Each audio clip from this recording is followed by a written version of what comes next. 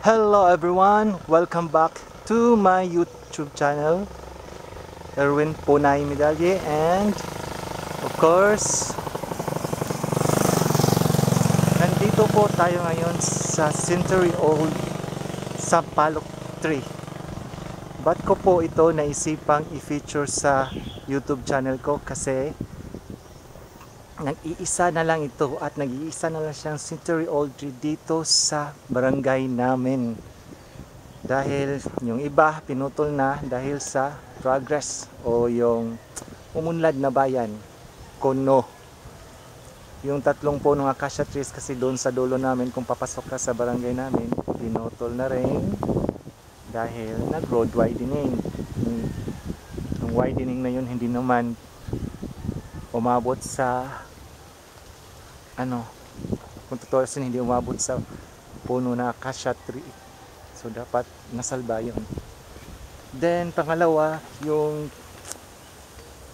balite o dakit tree, century old din yon. Sabi ng mga matatanda, tumutunog daw yun kada alas 12. Pinutol yon dahil pumasok dito ang NGCP. Nagkaroon ng construction site at alam mo na, in-check lahat ng ayaw nila ay puputulin. So naninikurado din sila sa proyekto nila na hindi masira. Kung anong natayo, yun na. So ito, ba't ko ito na-feature? Dahil dalawang beses itong namimiligro na siya. Una, may nakatakdang road widening dito. So kung titingnan mo, napakalapit niya sa daan. So first reason. Pangalawa, itong bakanteng lote na to ay binibiyak-biyak na at sooner magkakaroon na rin ito ng community dito. So yun, baka one of these days putol din na rin to.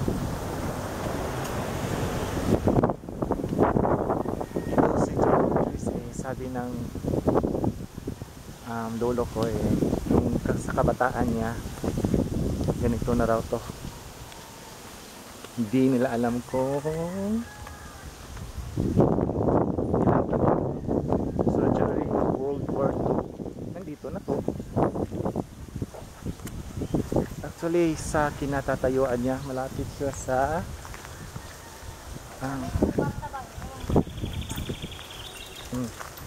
malapit siya sa lumang sementeryo sa panahon ng Hapon. At saan yon? Doong banda. Kaya sa area namin, maraming kababalaghan. Ayon sa mga nakakatanda, at 8 PM sa area ito, may mga 2 taong lumalakad dito. Parang sundalo daw, naka-helmet. Tsaka doon sa unahan may kawayan. Pag dumadaan ka, humahalik yung puno sa lupa. Tapos may baboy din dito. Ilang bagyo na yata tong punong to hindi natitinag. Nakatayo pa rin, putulan mo man ng mga sanga. So nawan din sanga nito pinuputol dahil malapit siya dito sa electrical post ng Civico. Electrical post dito sa amin sa Cebu. So pinuputol siya, pero ang puno nakatayo pa rin. Nakailang tao nang dumadaan sa kanya para ihatid sa kanilang hantungan. Pero siya sa bago dito. Sayang to pag naputol to, nag-iisa na lang to. Grade 1 pa lang ako, ganito ang itsura niya. Kita ko naman sa mga trunks niya kung gaano talaga siya katatanda. Sa Bisaya pa, nangunot na umayo, pero nakatayo pa rin. Batang pa rin.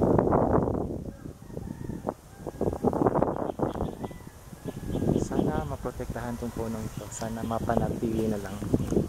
Sana malakas pa. Dahil sayang.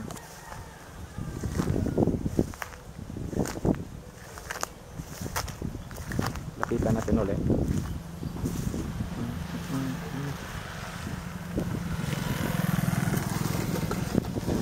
tinitingin niya. Mga tao kasi sa amin, pag nakikita ng camera.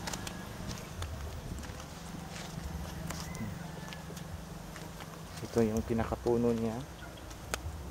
Sobrang tanda na talaga nila.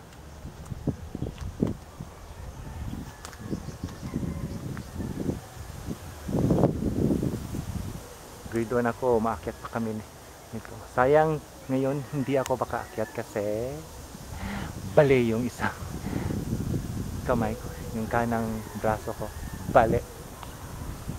So wala ko masyadong magawa. Kaya hanggang dito na lang. Thanks for watching, thanks for viewing. Yan ang century old sampalok tree. Century old tamarind tree.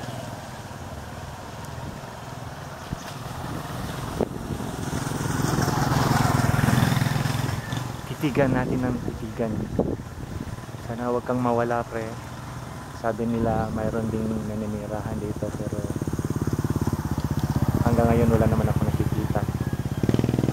Minsan pag dumadaan ka dito, lalo na malalim na yung gabi, may hangin siya pero wala namang hangin. Ano lang, sa Bisaya, nanumog. Pero yan mo na, kalikasan naman yun.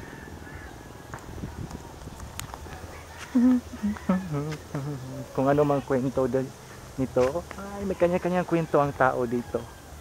So bawat henerasyon may kwento sa punong ito. Lalo na yung matatanda, yung sa kabataan naman wala nang kwento dito. Gadget na lang ay natupag nila, computer games, saka yung mga forever nila. Oh yun, sige, bye bye na, bye.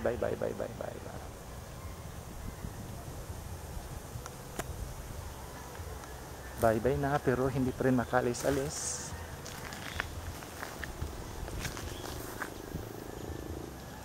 Parang kulang pa. Gusto ko talaga umakyat sa puno.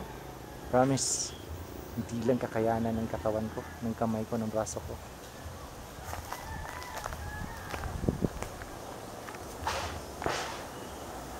Oh, may dadaan. Saglit, hinto tayo. At hindi naman siya makukuha. Dumaan ka lang, pre.